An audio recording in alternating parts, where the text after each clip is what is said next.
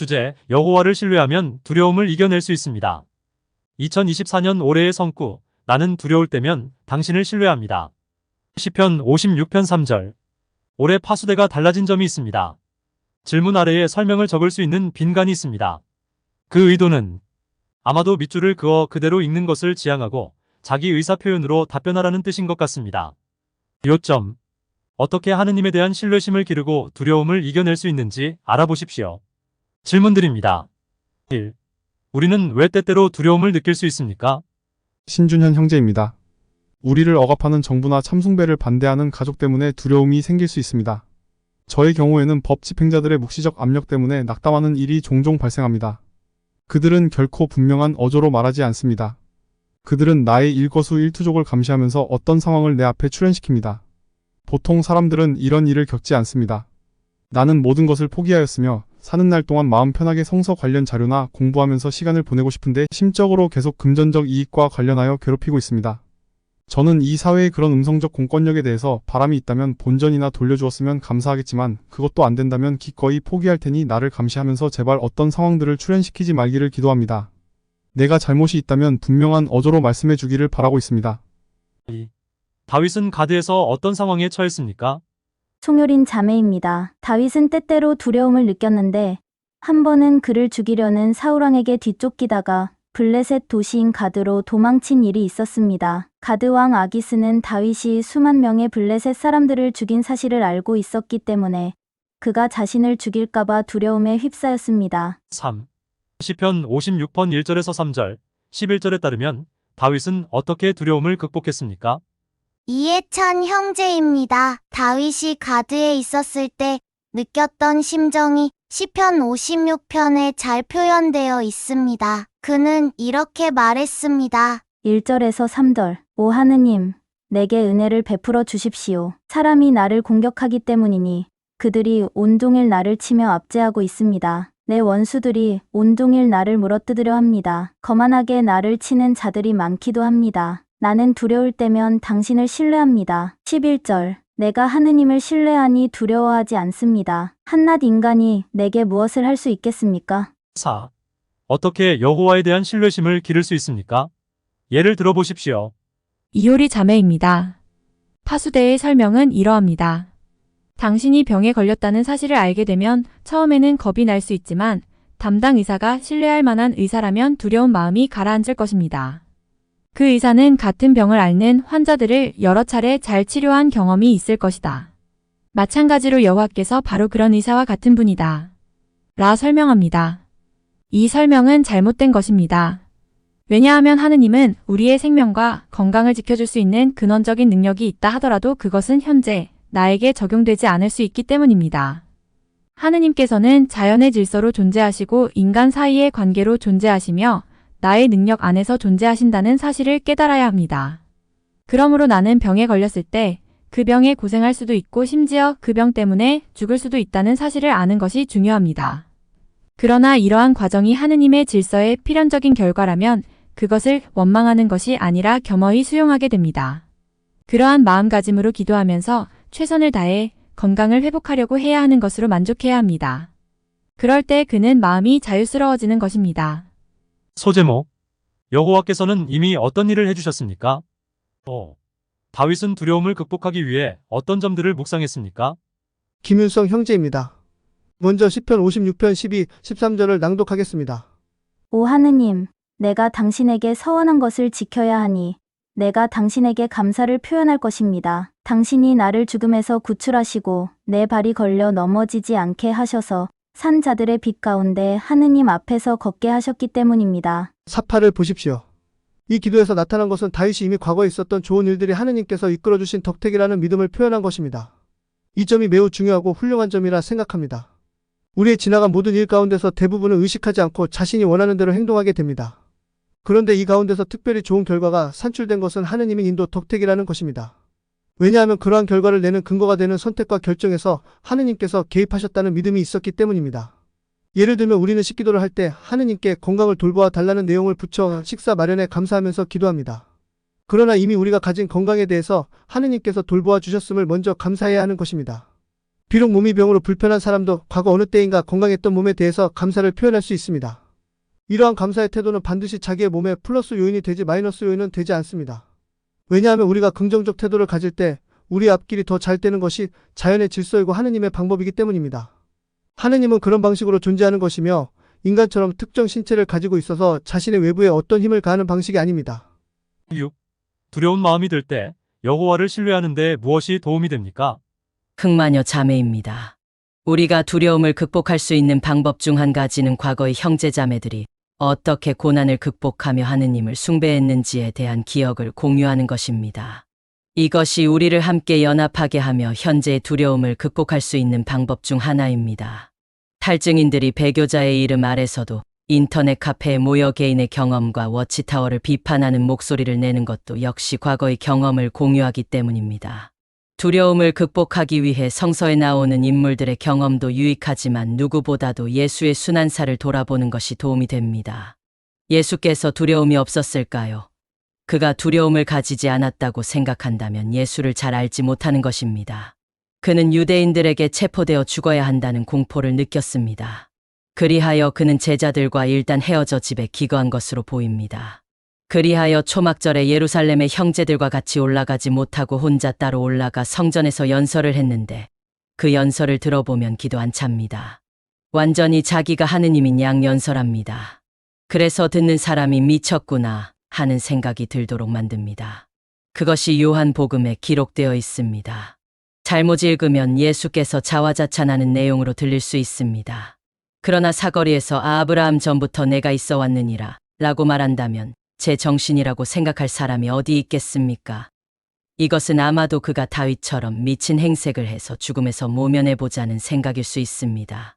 이처럼 예수께서 한때 죽음의 공포에 있었으나 모든 것을 내려놓고 아버지의 뜻을 따르기로 결심하자 마음이 편해진 것입니다. 우리도 이처럼 공포가 밀려올 때 하느님 아버지께 모든 것을 맡기고 하느님을 찬양하는 노래를 부르며 기도한다면 인간의 이해를 뛰어넘는 하느님의 평화가 우리와 함께 할 수 있을 것입니다. 7. 반에서는 예언자 다니엘의 경험을 묵상함으로 어떻게 두려움을 극복할 수 있었습니까? 예발은 형제입니다. 그녀는 같은 동네에 사는 한 남자가 매일 자매에게 전화를 하고 문자 메시지를 보내면서 자기와 성관계를 갖자고 요구하는 것이었습니다. 자매는 분명하게 거절 의사를 밝혔는데도 포기하지 않고 점점 더 과격하게 행동하면서 그녀를 협박하기까지 했습니다. 그래서 그녀는 장로의 도움을 받아 경찰에 신고를 했습니다. 그런데 이런 두려움은 그 사회의 정부가 정한 법의 도움을 직접적으로 받을 수 있기 때문에 금방 해결이 됩니다. 그런데 법의 제지를 당한 남자가 나중에 자기에게 보복을 할까봐 두려움에 떨 수 있습니다. 실제로 그런 일이 어쩌다가 발생합니다. 특히 자매들은 매우 조심을 해야 합니다. 영상을 보시죠. 14년 장제진 사건.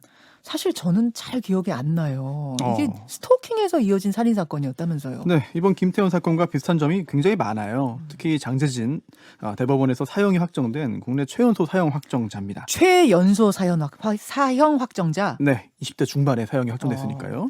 이 두 사건 통해서요, 이런 끔찍한 범행이 계속해서 일어나고 있다라는 점을 확인할 수 있겠고, 또한 장제진 사건을 통해서 이 김태현 사건이 수사와 재판 과정에서 어떻게 진행될 것인지를 미리 짚어볼 수도 있을 것입니다. 노원구 세모녀 사건과 유사했던 사건이 4년 전에도 있었다. 오늘 그것을 한번 들여다보는 겁니다. 어떤 사건인가요? 네, 2014년 5월 20일 아침 9시 20분경인데요. 7년 전이네요. 2014년이면. 네, 옛날 사건이 아니에요. 예, 예. 네, 대구의 한 아파트 경비원이 그 아파트 화단에서 당시 만으로 19세입니다. 19세 여성 A씨가 추락해 있는 걸 발견해서 경찰에 신고했는데요. 아파트 4층 자신의 집에서 떨어진 겁니다. 네. 베란다에서요. 처음에는 충격 때문에 무슨 일이 있었는지조차 기억을 못했지만 병원으로 가던 구급차에서 정신을 차리고요. 빨리 우리 집으로 사람 좀 보내달라고 이야기를 했습니다. 화단에 떨어져 있는 여성을 구급차로 실어 나르는데 우리 집으로 빨리 사람 좀 보내주세요. 네. 경찰이 갔겠네요. 네, 경찰이 집에 가서요. A씨 아버지와 어머니가 참혹하게 살해당한 장면을 봤습니다. 전날 밤에 싸우는 소리가 여러 번 들렸다는 이웃 주민들의 진술을 토대로 CCTV를 확인해서요. 한 남성이 공구통을 들고 있는 그런 장면을 확인했고요. 또 그 남성이 A씨가 추락한 시간 직후에 피 묻은 수건으로 손을 감싸고 아파트를 빠져나가는 장면도 포착했습니다. 그 남성이 이 살인 사건의 유력한 용의자가 됐겠군요. 그렇습니다. 범인이 장재진이라는 그 A 씨의 진술도 병원에서 확보를 했고요. 지금 유튜브로 보여드리고 있는 이 사진입니까? 그렇습니다. 네, 손을 맞습니다. 정말 감싸고 나가고 있네요. 네, 몇 시간 후에 그 인근 거주지 이제 빌라에서 장재진을 잡았습니다. 예. 범인이 곧바로 잡혔어요. 네. 왜 이렇게 잔혹한 사건을 벌인 거라고 합니까? 장재진은 1990년생입니다. 당시 25인데요. 경북 경산의 한 대학교 건축공학과 학생이었습니다. 예. 학번으로 치면 이제 2009학번, 09학번이에요. 굉장히 어린 나이였는데 동아리 총연합회 회장이었습니다. 그리고 동아리 활동 중에 만난 피해자 A 씨와 2014년 2월부터 교제를 했는데요. 네. 그런데 장재진이 이 A 씨의 당시 여자친구의 친구에게 이 여자친구의 험담을 했어요. 그리고 여기에 대해서 여자친구 A 씨가 항의를 하니까 뺨을 대여섯 번 때려서 폭행을 했습니다. 그러자 당연히 이 여자친구 A 씨는 결별을 통보하고 헤어지자. 네, 전화도 받지 않았습니다. 이 교제 기간이 2달에 불과해요. 2달 만에 헤어지자. 뭐 선언할 수 있는 거죠, 연인 사이에? 네. 그런데요. 순순히 놔주지 않았습니다. 결별을 받아들이지 않고요. 주변을 계속 배회했어요. 그러다가 학교에서 A 씨를 발견하고 자기 자취방으로 끌고 가려고 했습니다. 네. A 씨가 저항하니까 뺨을 15번 때리고 발로 차서 쓰러뜨리고 밟은 다음에 네. 결국은 자취방으로 데려가서 또다시 때려서 상해를 입혔습니다. 한 번도 아니고 또 그러온 거예요? 네. 갑자기 학교에서 사라졌으니까 친구들이 이제 찾으러 온 거예요. 네. 그래서 장재진의 자취방까지 왔습니다. 당시 상황을 다 알고 있던 거죠. 그래서 겨우 빠져나올 수 있었는데요. 학교에 이 소문이 퍼지고 또 이 피해자 A 씨의 부모가 장재진의 부모에게 항의를 했어요. 그래서 다시는 우리 딸 따라다니지 못하도록 해달라. 이게 지금 뭐냐? 우리 예. 딸하고 이렇게 하지 말아라. 이제 부모끼리 또 일이 됐군요. 그렇습니다. 그래서 장재진의 부모가 장재진에게 이제 학교 휴학을 권유했고요. 네. 이후에 장재진이 아주 굉장히 소중하게 여겼던 동아리 연합회 회장직을 그만두고 학교도 나가지 않게 됐습니다. 그럼 이제 만날 일이 없는 거잖아요. 네. 하지만 한 달쯤 지난 5월 10일경에 장재진이 A 씨에게 따지러 갔어요. 뭘요? 네. 이런 일, 왜 이렇게 일을 만들었냐? 왜 부모한테 알렸냐? 그렇습니다. 왜 소문냈냐? 그렇습니다. 그러자 A 씨는 곧바로 또 자신의 부모에게 말했고 또 A 씨 부모가 다시 한번 장재진 부모에게 전화로 항의를 했습니다. 그러면서 장재진의 부모는 장재진에게 그냥 우리 집으로 돌아와서 상주로 와서 취업해라. 고향으로 와라. 네, 이런 말을 권했어요. 했거든요. 고향으로 갔습니까? 그렇기는커녕 오히려 앙심을 품고 이 A 씨 부모를 살해하기로 결심을 합니다. 장재진은요, 사실 학업 성적이 그렇게 좋지 못했지만 고등학교 때 임원 활동 경력으로 이제 대학에 진학했거든요. 그러니까 리더십 수시전형 그런 네네, 걸로 들어간 맞습니다. 거예요? 네. 그래서 또 학과 생활보다 동아리 활동에 엄청난 의미를 부여했어요. 그런데 이 폭행 소문이 퍼지면서 학교에서 위신이 송상되고 또 동아리 연합회장에서 그만두게 됐거든요. 이게 살해 결심의 큰 원인이 됐죠. 아니 근데 본인이 여자친구를 폭행해가지고 벌어진 일이잖아요. 그렇죠. 근데 뭐가 그렇게 분하다고 살해를 네. 결심합니까? 원래 네. 뭐 폭력 전과나 이런 게 있는 사람이에요? 해병대에서 군 생활했는데요. 그 복무 당시에 후임병을 폭행했다가 이제 입건됐거든요. 네. 그런데 이제 공소권 없음 처분 한번 받았고 또 그 다음에 이어서 다시 한번 후임병 가혹행위 및 폭행으로 징역 1년에 집행유예 2년 받은 적이 있고요. 예. 그 외에 사회에서의 전과는 없었습니다. 그러니까 폭행 경력은 있긴 있네요. 그렇죠. 예. 군 생활 중에. 살해를 결심했다면 그러면은 계획적으로 준비를 한 겁니까? 이제부터 좀 끔찍한 얘기들이 계속해서 나옵니다. 굉장히 꼼꼼하게 준비했는데요. 김태현은 택배기사로 위장했잖아요. 네. 장재진은 배관수리공으로 위장했습니다. 배관수리공. 그래서 동아리방에 있던 공구통을 가져오고요. 네. 뭐 몽키 스패너, 리퍼, 칼 등의 살해 도구를 차례로 준비합니다. 예. 그리고 이제 피가 튈 거라고 예상해서 갈아입을 옷도 챙기고요. 또 끔찍하게도 이제 피해자 시신에서 피가 흐를 거기 때문에 이거를 더 이상 흐르지 않도록 하기 위해서 밀가루도 한 포대 구입을 합니다. 정말 치밀하네요. 네, 그리고 자신이 다치면 사용할 치료에 사용할 소독약과 붕대도 사요. 자기 치료하려고? 네. 와. 그렇습니다. 실제로 사용도 했고요. 그리고 또 이 연두색 수첩도 네. 몰수됐는데요. 범행 도구로. 네. 이 이유가 이 수첩에다가 이게 배관 수리공으로 위장해서 들어가야 되니까요. 네. 그 옆집들 있잖아요. 다른 그 이웃 주민들의 그 호수가 쭉 있지 않습니까? 아파트니까. 그 호수를 쭉 적어놓고 다른 집 주민들을 가짜 사인까지 해놓습니다. 다른 집 가서 다 수리했다. 여기도 열어달라. 지금 이 아파트 전체가 지금 배관 수리 중입니다. 이렇게 얘기하려고? 네, 그렇습니다.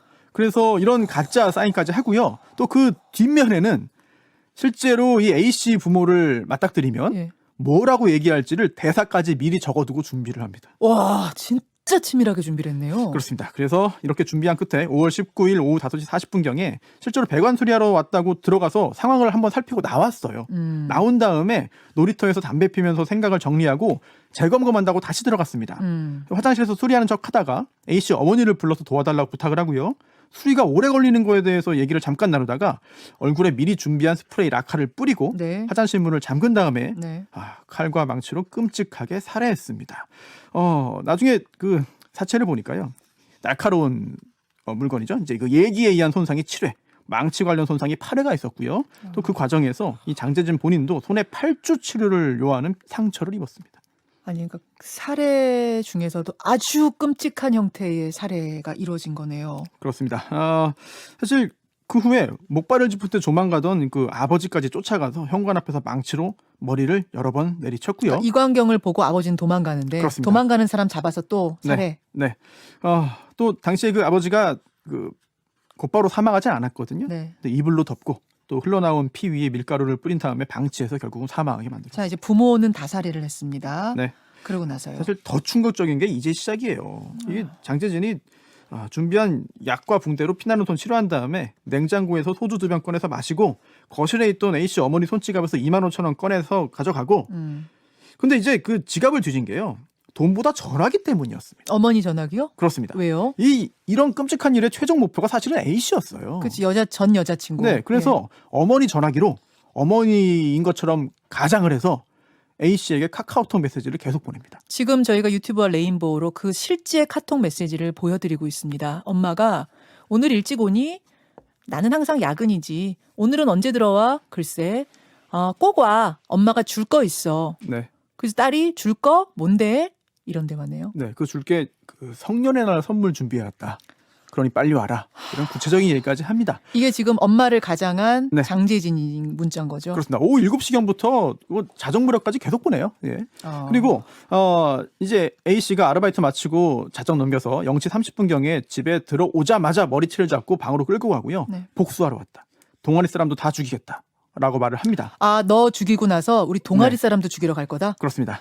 그리고 이제 A 씨가 당연히 신고하려고 했죠. 그러니까 네. 망치를 들고 와서 어머니를 때리려는 듯이 해서 신고하지 못하게 했습니다. 어머니는 이미 숨졌잖아요. 네, 그런데 아직 죽지 않은 것처럼 속여서 여러 가지 본인이 원하는 것을 얻어내는 거죠. 아버지는 몇 대 때렸는데 기절해 있는 상태고 어머니는 묶인 채 안방에 있다고 거짓말을 한 겁니다. 하지만 A씨가 이 장재진 손에서 피가 많이 나는 걸 보고 의심을 했어요. 네네. 그래서 안방으로 가려다가 몸싸움이 벌어졌고 네. 결국 새벽 6시경에 이제 6시간이 흐른 겁니다. 이렇게. 네. 새벽 6시경에 안방 화장실에서 어머니의 시신을 보여줍니다. A씨가 비명을 지르니까 또 조용히 하면서 전신을 또 때렸죠. 너무 잔인하네요. 네, 근데 더 심각한 게 이제 계속 나와요.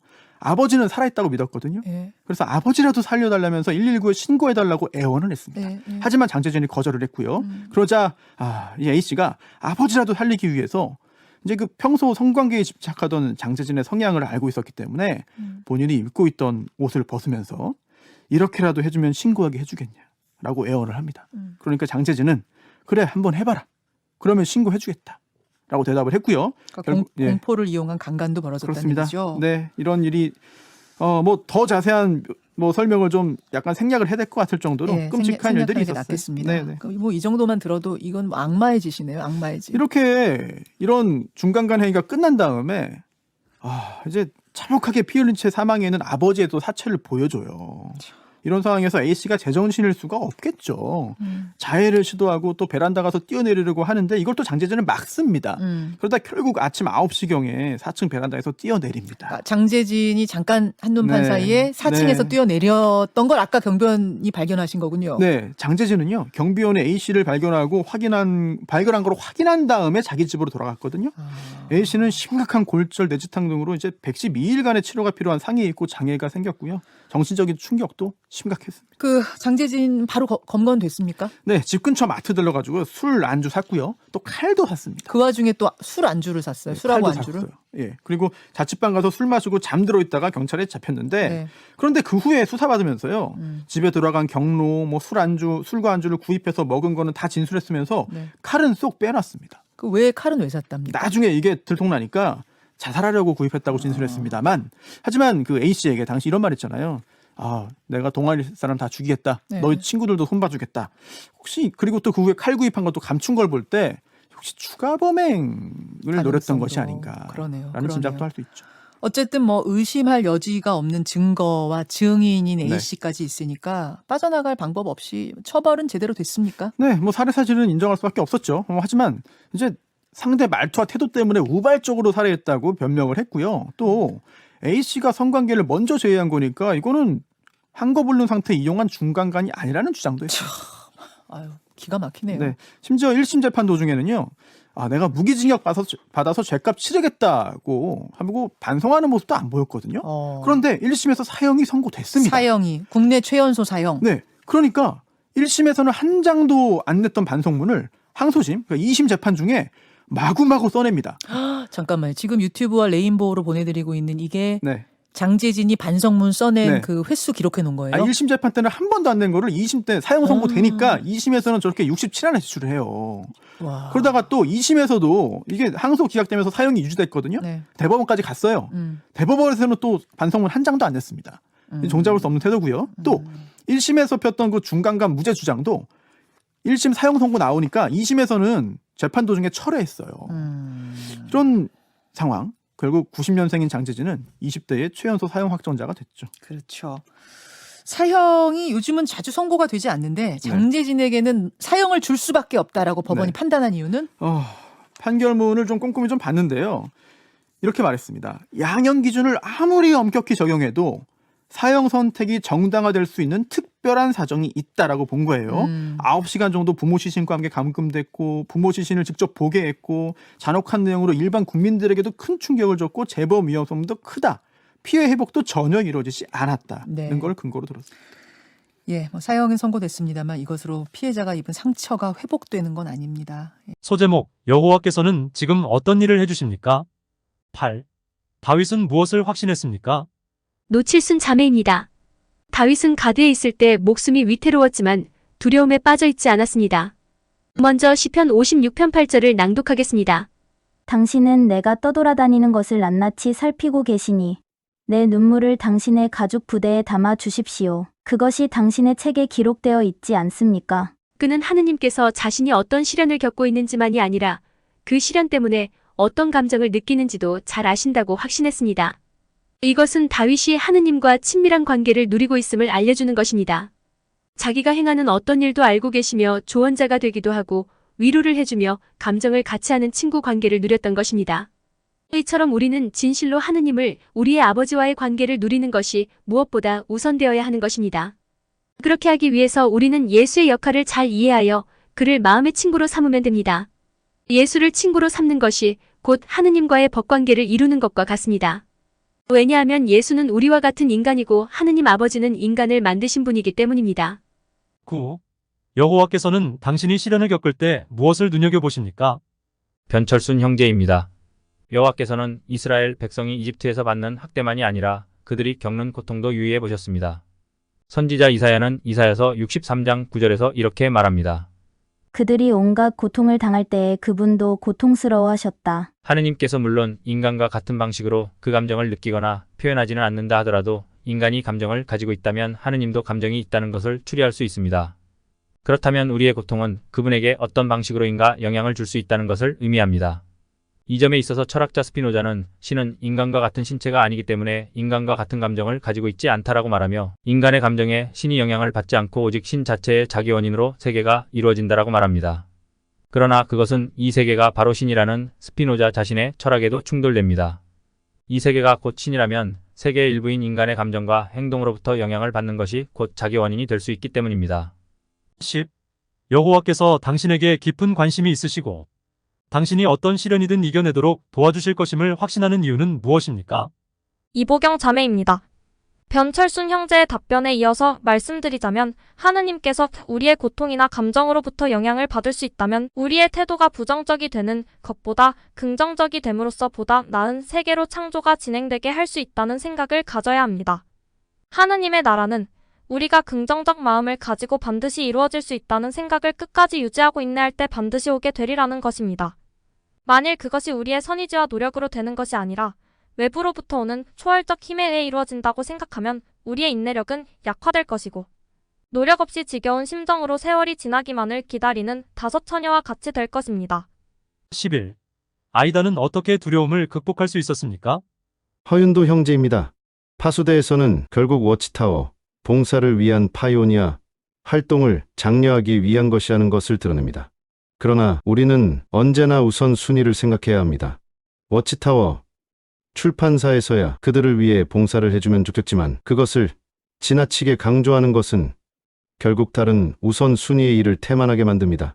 11항에서 아이다 자매도 결국 워치타워 봉사를 집안을 위한 봉사보다 우선했기 때문에 빚어지는 일입니다. 집안일을 위해 일하는 것은 인간이 선천적으로 해야 할 본분입니다. 워치타워 봉사는 그들이 하느님의 나라를 위한 봉사라는 것이 확실히 증명될 때만 봉사활동이 되는 것이므로 아직 증명이 되지 않은 것입니다. 대부분의 종교 단체에서는 그런 명분을 가지고 봉사를 요구하지만 사실상은 모두 그 종교 단체의 재정을 확보하기 위한 것이라는 데 불과한 것입니다. 소제목, 여호와께서는 앞으로 어떤 일을 해주실 것입니까? 12. 시편 56편 9절에 따르면 다윗은 무엇을 확신했습니까? 손혜린 자매입니다. 먼저 시편 56편 9절을 낭독하겠습니다. 내가 도와달라고 부르짖는 날에 내 적들이 물러갈 것입니다. 하느님이 내 편이심을 나는 확신합니다. 하느님과 좋은 관계를 이루는 사람은 모든 일이 자기의 유익을 위해 이루어진다는 믿음을 가지고 있습니다. 비록 그것이 시련이거나 손해가 오는 상황이라 하더라도 결과적으로 자기에게 유리한 방향으로 흘러갈 것임을 믿는 것입니다. 따라서 긍정적 사고를 가지고 인내하며 최선의 노력을 할 수 있게 하는 것입니다. 그런데 오늘 여러 해설에서 우리 인간의 노력이 강조되는 측면이 많기 때문에 기존 신학에 익숙한 사람은 인간의 노력이 구원을 가져온다는 생각은 펠라기오스주의가 아닌가 하고 의아해할지 모릅니다. 그래서 그 점에 대해서 조금 설명드리고자 합니다. 펠라기오스에 대해 간단히 말하자면 펠라기오스는 하나님께서 인간에게 자유의지를 주셨기 때문에 인간은 자유를 지녔다고 보았습니다. 펠라기오스에게 있어서 자유의지란 인간이 어떤 일을 결정할 때 선과 악을 선택하여 행할 수 있는 자연적 능력을 말합니다.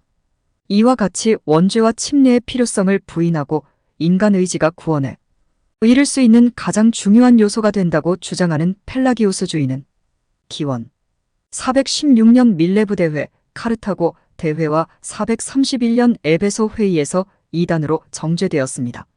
그 당시 모든 라틴 교회에는 어거스틴의 영향 아래에서 하나님의 동력설, 즉 오직 하나님의 능력을 주장하며 자유 그 자체도 은혜의 결과라고 보았던 것입니다. 따라서 인간의 의지가 죄의 예속화됨에 따라 구원은 전적으로 하나님의 은총을 통해서만 된다고 하였습니다.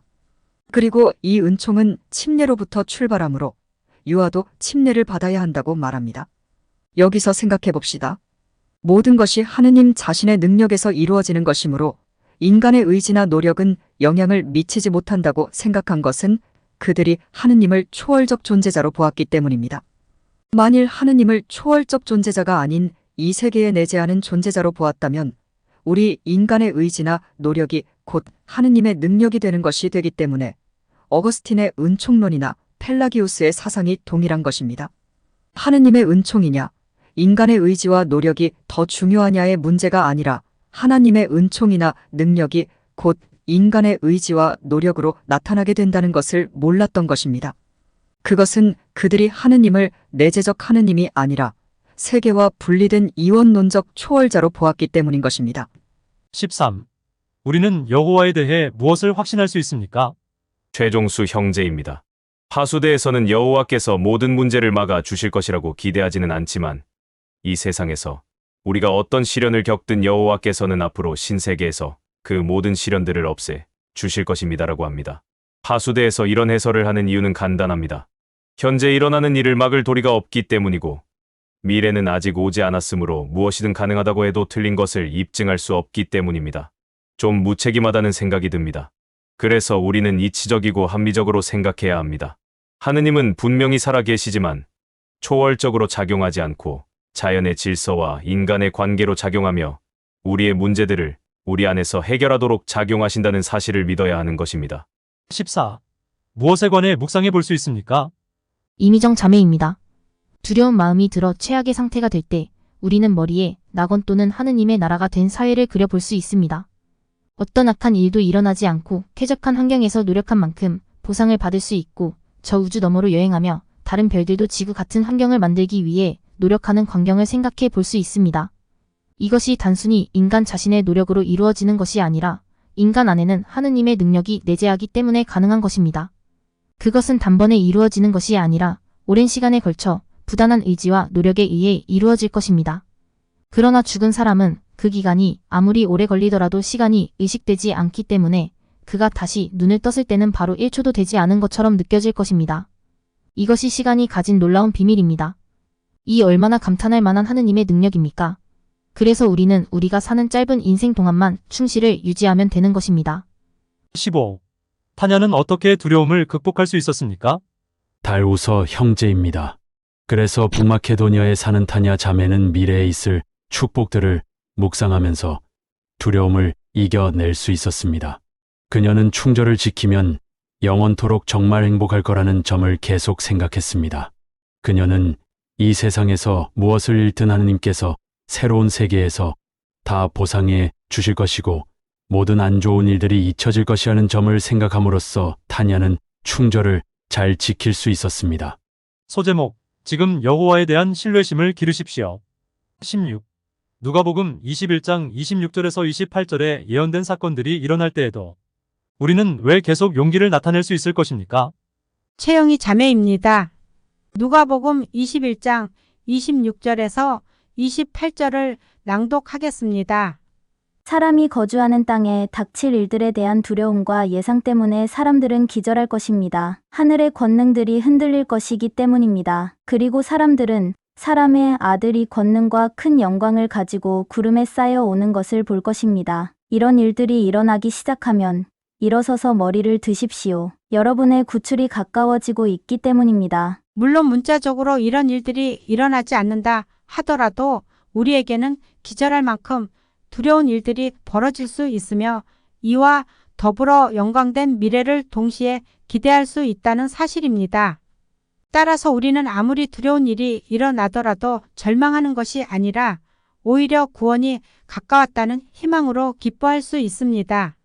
17. 2024년 올해의 선구는 우리에게 어떤 유익을 줄 것입니까? 표지 4파를 참조해서 설명할 수 있습니다. 한지붕 형제입니다. 2024년 올해의 선구는 다윗이 여호와께 드린 다음과 같은 기도입니다. 나는 두려울 때면 당신을 신뢰합니다. 한 성경 창고 문헌은 이 선구에 대해 설명하면서 다윗은 두려움을 키우거나 문제에 대해 계속 생각한 것이 아니라 자신을 구출하실 구원자를 바라보았다고 했습니다. 저도 오늘 우리 집 지붕에 이 문구를 써서 걸어 놓을 계획입니다. 전체 복습 질문입니다. 다음에 관해 묵상하는 것이 두려움을 극복하는 데 어떻게 도움이 됩니까? 1. 하느님께서 이미 해주신 일. 손양이 자매입니다. 하느님께서는 자기를 희생하면서 우주를 낳으신 것입니다. 온전히 홀로 계시다가 그 모든 능력을 천지 만물에게 나누어 주시면서 오늘날 세계가 이루어지게 하시고 그 천지 만물에 자신의 능력이 있게 하심으로써 자신의 존재를 나누어 주신 것이며 앞으로 그렇게 하기 위해 부단히 자신의 엔트로피를 높여 희생하시는 것입니다. 그렇게 하여 오히려 이 우주는 마침내 하느님의 영광을 드러내게 될 것입니다. 2. 주께서 지금 해주시는 일. 심세훈 형제입니다. 주께서는 결코 쉬지 않으시고 일하십니다. 그는 지금 이 순간도 만물의 질서에 여전히 작용하십니다. 그분이 우리의 존재만 만들고 쉬는 게 아니라 지금 이 순간 우리고 활동하고 살아있게 그분이 작용하는 것입니다. 만일 그분이 어느 한순간이라도 작용하지 않으시면 만물은 더 이상 지속될 수 없으며 우리의 생명도 계속되지 않습니다. 3. 아버지께서 앞으로 해주실 일. 김순분 자매입니다. 하늘 아버지께서는 지금도 우리가 존재하는 우주를 넓히시며 끊임없이 별들을 생산하십니다. 더욱이 우리 가운데 존재하셔서 그리스도의 사랑을 알게 하시고 그 사랑을 작동하게 하여 우리가 선의지로 세상에 만연하는 악을 제거하고 영원히 행복한 사회를 만듦과 동시에 죄와 사망을 제거하게 하실 것입니다. 우리는 새로운 질서에서 원하기만 한다면 행복과 평화를 누리며 하느님이 만드신 지구를 가꾸면 물론이고 동식물이 제 기능을 발휘하게 관리하고 유지하게 할 것이며 나아가 우주 저 멀리까지 아름다운 우주를 만들고 아무리 인구가 많아져도 하늘의 별들을 개척함으로써 이 우주는 하느님의 이름이 거룩하게 높여질 것이며 여호와를 아는 지식으로 충만하게 될 것입니다. 오늘 모든 분들이 두려움이 아니라 희망으로 가득 차게 되어 사회하는 저도 마음이 부풀어 오르는 것 같습니다. 여러분들과 함께 노래 127장 희망을 가지고 미래를 바라보라를 부르고 허남춘 형제의 기도로 마치겠습니다.